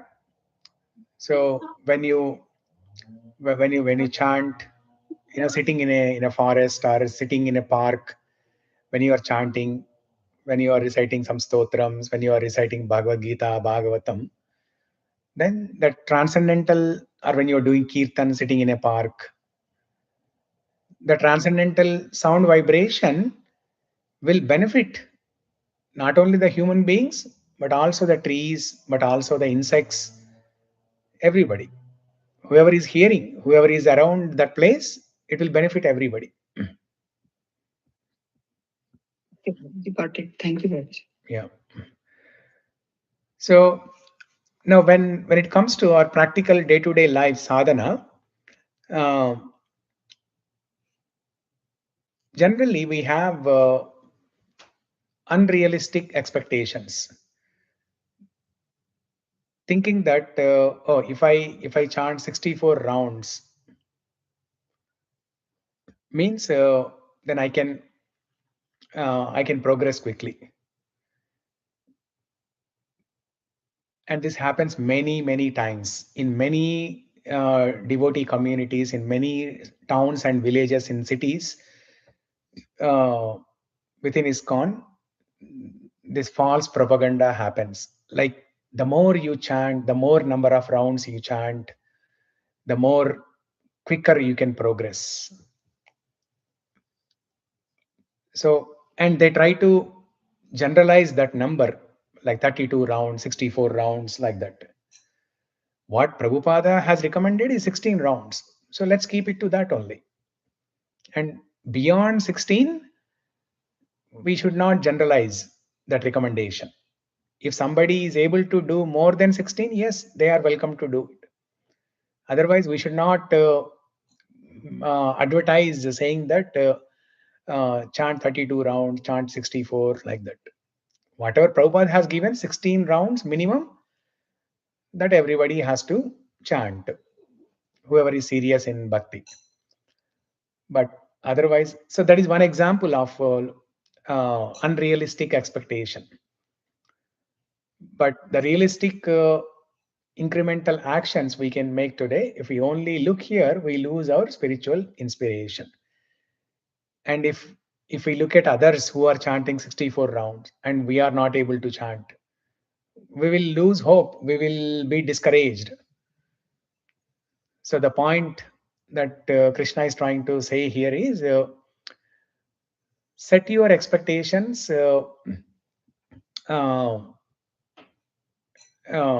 realistically. Set your expectations realistically and practically. Do what is practically possible. Do what is realistic according to your individual life.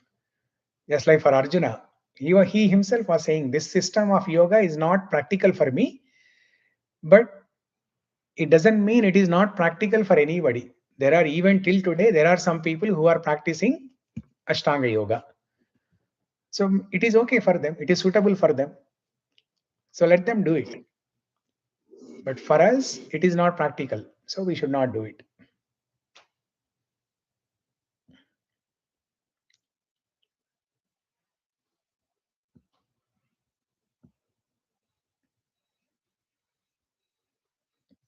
Okay. So here there is some comparison between Ashtanga yoga and Bhakti yoga.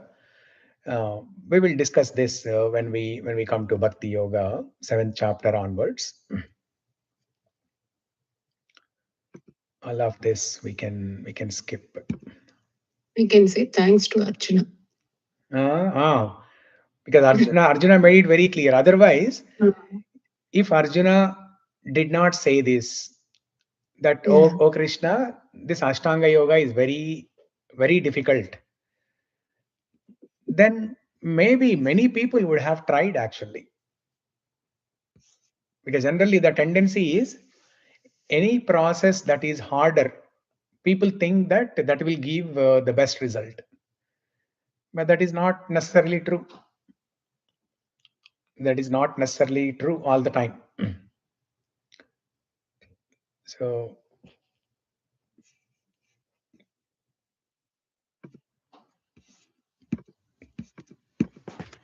okay, so this is the 33rd shloka.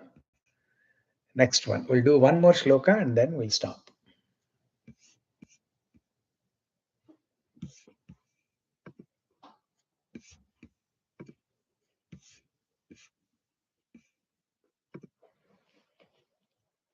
Do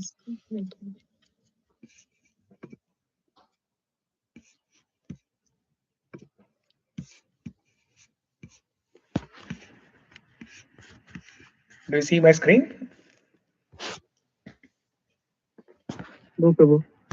No, Okay. Prabhuji. Okay, stop sharing.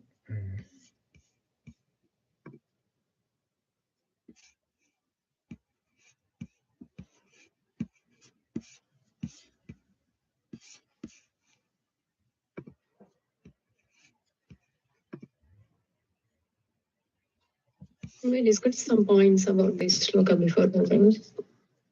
34. No. Yeah. Mind control. Yeah. So after Arjuna expresses his concern that the system of Ashtanga yoga is very impractical, then Krishna tells in shloka number 34. Bhagavad Gita, chapter 6, shloka number 34. 6.34. Chanchalam hi mana Krishna pramadhi balavadhrudam. Chanchalam hi mana Krishna pramadhi balavadhrudam. Tasyaham nigriham manye vayor iva sudhushkaram.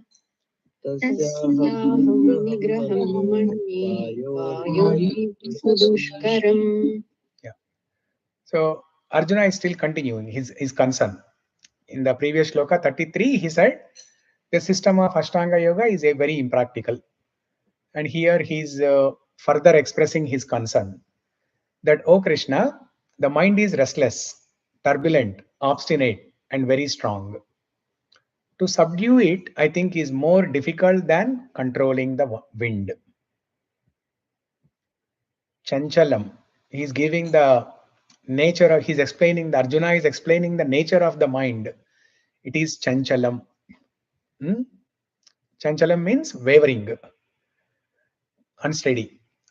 Pramati, dangerous. Balavat, strong. Dridam, obstinate. So four attributes of the mind, four dangerous attributes of the mind. And each one of them is itself very dangerous. And four of them together, it can cause major havoc. That's why Arjuna is saying controlling mind is more difficult than controlling the wind. So we discussed this shloka. We discussed it 2 times actually. Once in the beginning of 6th chapter, Bandhuratmatmanastasya enatmai vatmana jitaha. During that time, and also sometime in the past also we discussed. So we'll quickly, in about 5 minutes, we'll quickly revise. So the nature of the mind is to constantly wander. Just like how a small child is constantly wandering. 1 minute the child is looking here, the other minute looking there. 1 minute the child is sitting here. Next minute the child will go somewhere else. Keep crawling here and there. So there is no predictability. There is no predictability. That is the problem with the chanchalam, restlessness. So we don't know what that person will do. We don't know how that person will behave. Chanchalam. Pramati, mad and agitating. Completely disconnected from reality. Can act irrationally, self-destructively, or exhibit temporary insanity. So we can see this in the teenage kids, Pramati. How they are rebellious in nature against the parents. How they are rebellious, because they are trying to become independent, but the parents they're still treating them like babies and small children, and they're putting all the restrictions, and the child is trying to rebel. So there is a friction between the child and the parents. So madness and agitation, pramati. Balavat, strong. The mind is so strong.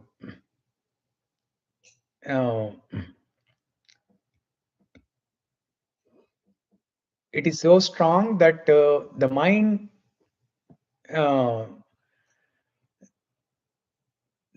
thinks that only when I get that object, I'll be happy. The mind cannot think anything else other than that. It is so strong. Whatever the mind thinks, the mind has sankalpa vikalpa. I like this, I don't like it. And once a mind likes something, and it is strong about that, I like it and I cannot live without it. This will give me the happiness. So it is very strong. It is very strong in fulfilling desires, or it is very strong in getting the things done. Whatever the mind thinks, it is strong about getting those things done. Next, dridam, obstinate. The mind doesn't want to listen any piece of good advice. Mind doesn't want to listen. Once a mind likes something, it doesn't listen. It is not ready to listen to anything against it. Obstinate, stubborn. So chanchalam pramati balavat dridam. So with all these great challenges, Arjuna is saying that, oh Arjuna, oh Krishna, it is like controlling the mind is like controlling the wind, controlling the rages of wind, like a tornado. If there's a tornado in the sky, trying to capture that with hands or trying to bind it to control it, which is impossible. And in 6.19, Yata Deepo Nivatasto Nengate Sopama Smrita. In that shloka, Krishna gave a nice explanation that how a windless lamp stays steady. But the same lamp, if it is exposed to wind, it becomes unsteady. The lamp becomes unsteady. Similarly, Yogi's mind is perfectly peaceful, freed from the blowing winds of material desires. And the moment it is not controlled, the moment mind is subject to external disturbances, it is difficult to control the mind.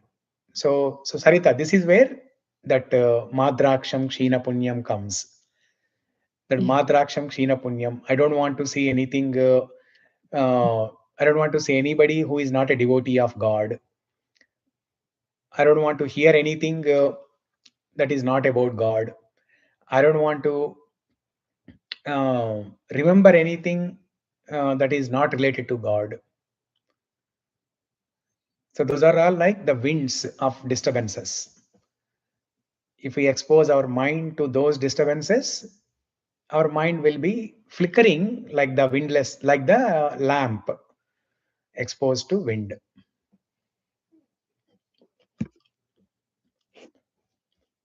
Okay, so now here is that beautiful analogy of the chariot of life.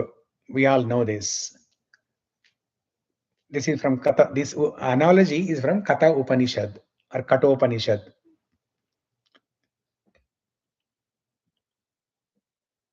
So we have the chariot that represents the body, Arjuna, the soul sitting in the chariot, and Krishna, the intelligence, and the five senses are represented by the five horses, and the ropes are the mind.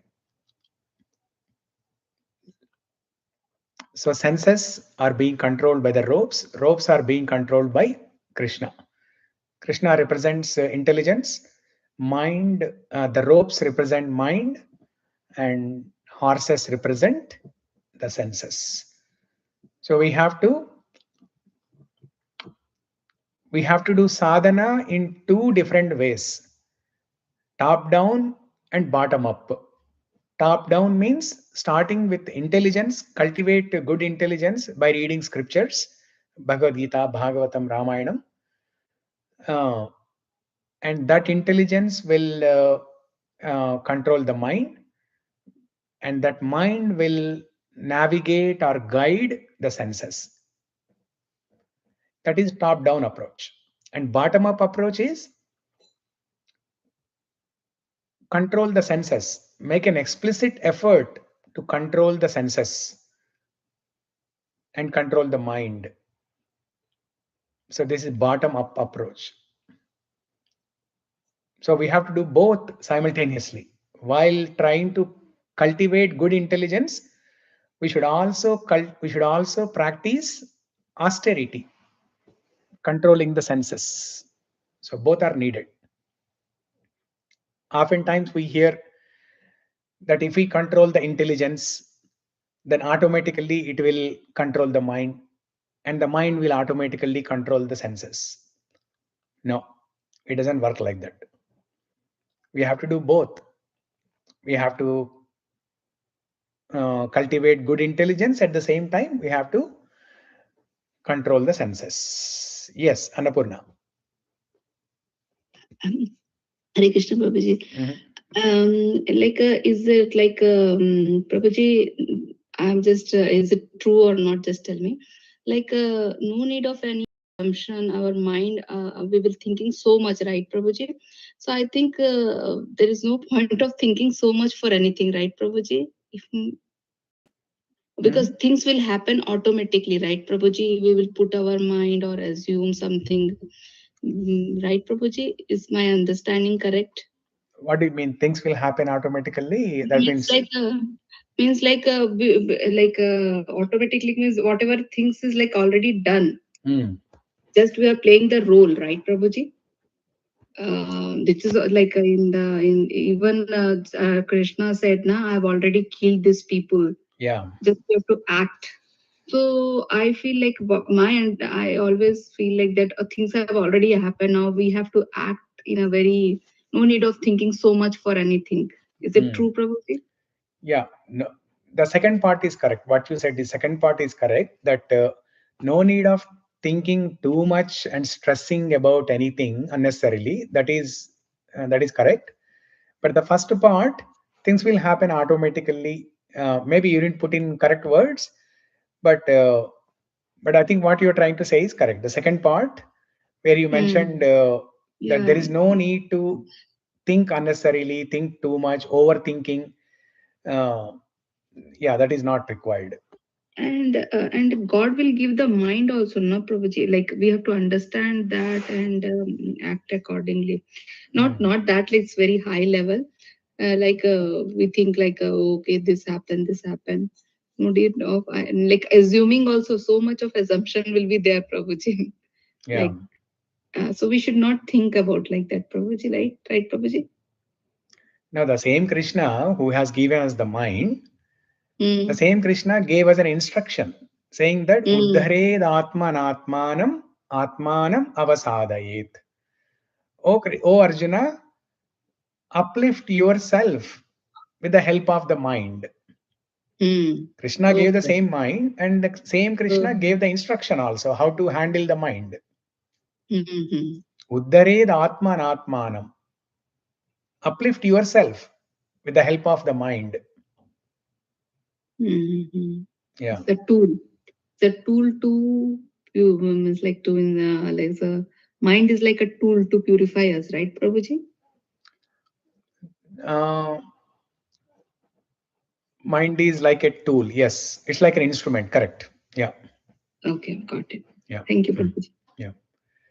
Because in your mind, when you think about Krishna, then you get purified.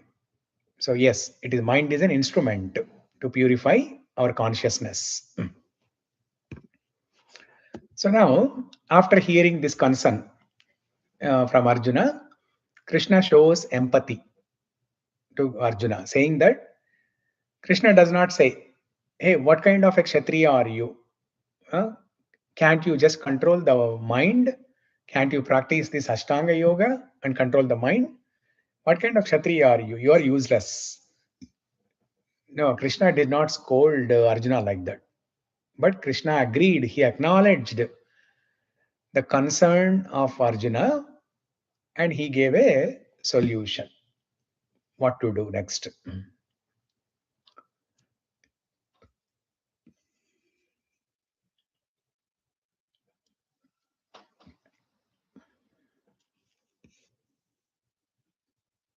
So, in simple words, the solution is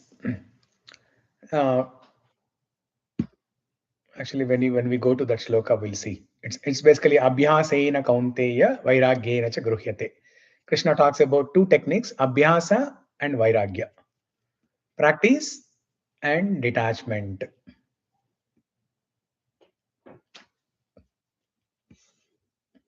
The mind is uniquely dangerous because it combines four traits. It is restless, mad, immensely powerful, and completely obstinate. See, even one of them itself is very dangerous. When everything is combined, it becomes like a super mass destructing weapon.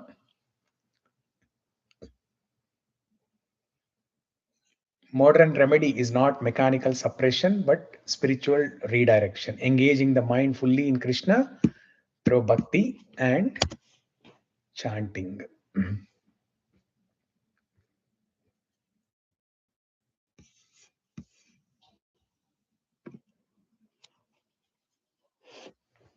Okay, so it's 1 o'clock. I think we can stop here.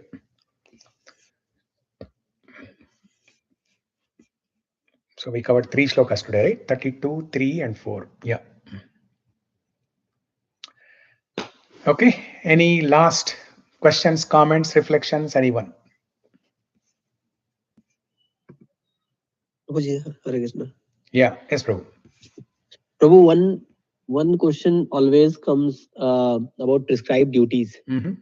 This has been like sometimes I have heard multiple versions of that. So, and in today's context as well, we try to answer one thing, right? Like when a soldier on duty or somebody there, it's a prescribed duty they can kill, or a policeman can kill because it's a prescribed duty, right? But what exactly is prescribed duty? Because I have also heard read like it's not by birth, right? Like you don't get your prescribed duties by birth. So because then it's evolving, or it's like human manifested, right? Like hey, like somebody authorizes you or somebody doesn't authorize you. Yeah. To do something. So and sometimes people just claim, like say in tribal areas, people are there who have taken up guns, right? Because they don't trust the government, right? And they seek justice for themselves. Yeah. Now within their people, yeah, they are like authority. They are authorized, right? So whose stamp, I think, is the government stamp, is the ultimate stamp.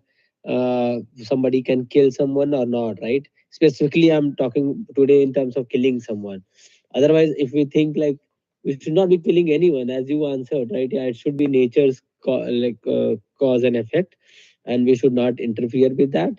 And but do people do, like even a judge case, right? A judge is appointed person, some human has appointed, and what is his credibility? Is he a Vaishnav? Is he a bhakta, right? So nobody, everybody is appointed, everybody is elected, something or other, right? So prescribed duties, these always confuse me, like how to understand. And then I was hearing Gaurang Darshan Prabhuji also. He said in Kali Yuga, it's more like individuals have to decide their own like duty, like based on their swabhava, what is their duty, rather than because there was a Mataji who asked like as a like 21st century woman, is it like taking care of my family, child, or my job, right?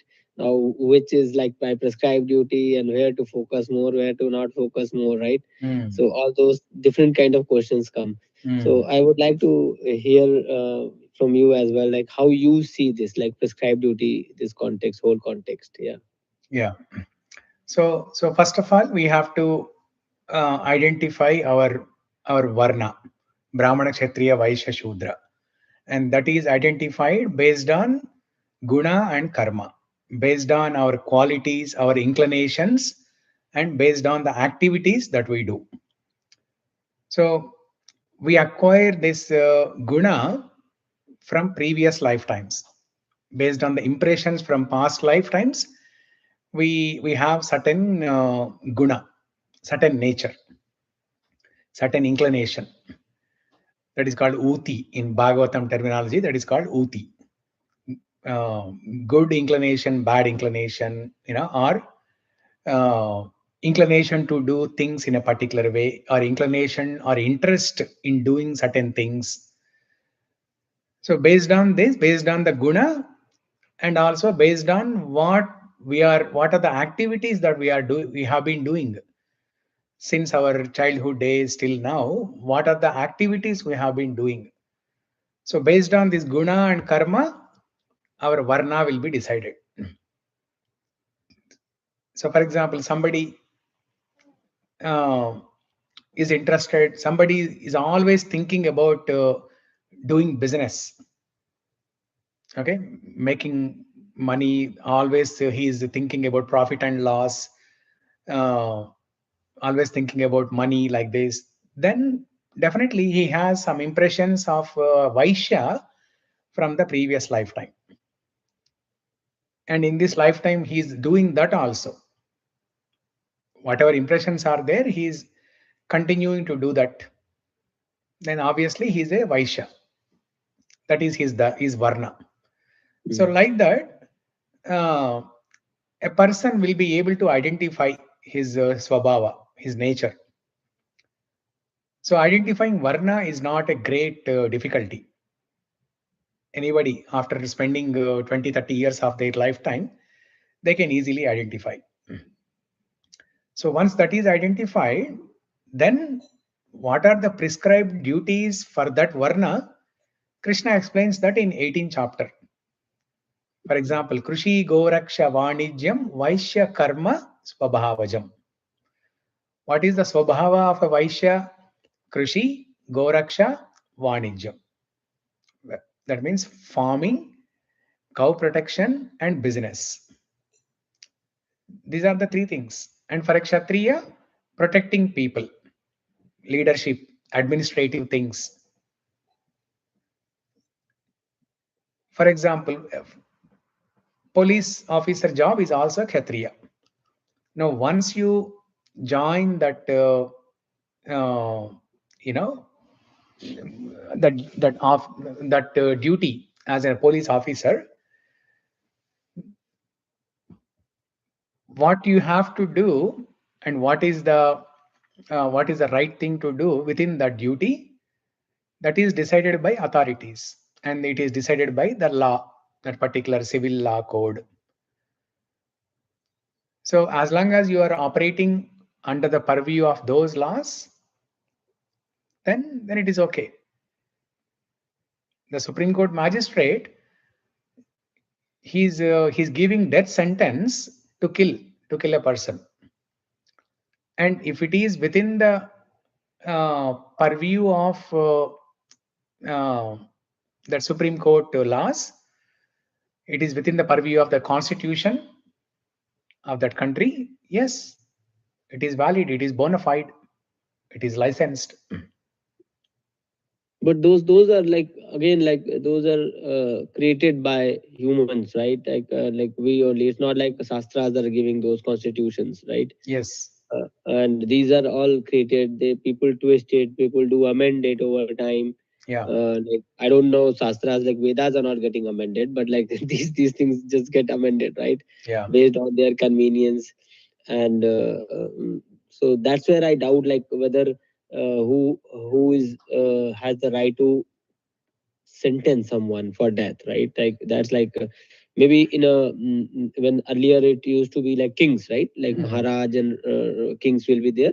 Yeah. Kings will do it, and they will always refer to their courtsmen, like who are like very learned in shastras also, right? Well, doing these a good king, I will say, not like every king, but a good king always will listen to their courtsmen, like who are learned scholars or who know the niti and all that. Yeah. But today it doesn't happen. Today is just like, hey, somebody studies well, somebody just gets some exam, Yeah. get through that, and then becomes a doctor, and he decides fate of somebody, Yeah. whether they live or die in on a bed. Yeah. Somebody becomes a policeman, and they decide fate of, like they do encounters. Yeah. I don't know, like they don't even take the people to court, right? Then on the contrary, there are like tribal people who actually don't have trust in these constitutions because they believe like these are again not helping them. Yeah. And they form their own, like the Naxal areas. I have read about them, like hey, they had their own leader. Yeah. They had their own leader, they had their own laws. Yeah. And they think what is protecting their people is good and what is not protecting their people is bad. Yeah. They go and kill other officials